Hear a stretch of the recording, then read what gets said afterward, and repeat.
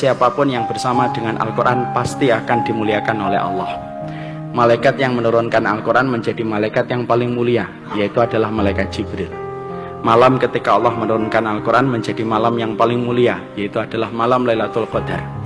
Bulan Allah menurunkan Al-Quran menjadi bulan yang paling mulia, yaitu adalah bulan Ramadan. Dan laki-laki yang diturunkan kepadanya Al-Quran menjadi laki-laki yang paling mulia, yaitu adalah Rasulullah SAW. Dan disitulah akhirnya kita mendapati bahwasanya siapapun yang ingin meraih dan memperoleh kemuliaan itu cuma satu, bagaimana kehidupannya dibersamakan dengan Al-Quran.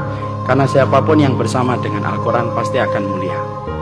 Dan Al-Quran itu merupakan mukjizat terbesar yang Allah turunkan pada kehidupan manusia. Mukjizat ini menenggelamkan mukjizat-mukjizat yang lainnya tanpa menafikan bagaimana keutamaan mukjizat yang lainnya. Mukjizat Al-Quran itu mengalahkan mukjizat Nabi Musa dengan tongkatnya yang mampu merubah lautan menjadi daratan.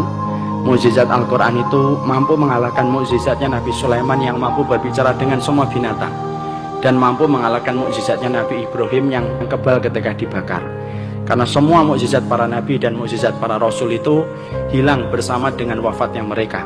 Adapun mukjizat Nabi Muhammad, walaupun dulu saya ketika waktu kecil suka bingung kenapa mukjizatnya Rasulullah itu hanya Al-Quran, tapi ternyata baru saya tahu, ternyata Al-Quran itu bukan hanya mukjizat, tapi mukjizat yang paling besar.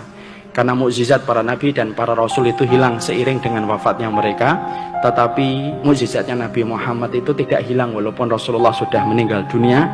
Efektivitasnya itu tetap berlangsung mukjizat itu sampai nanti matahari terbit dari arah barat.